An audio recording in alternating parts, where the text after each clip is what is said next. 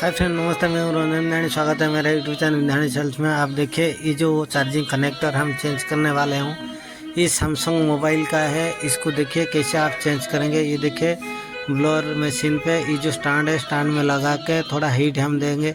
देखिए उसको कैसे हम अभी निकालते हैं, वो देखिए आप। ये देखिए वो निकल गया है, वो देखिए निकल गया है। तो उसके बाद आप क्या करेंगे, उसको फिर उसको खोल के हम उसको थोड़ा जो जैक पिन है उसको सोल्डरिंग आयरन में और रीसोल्डरिंग करना है।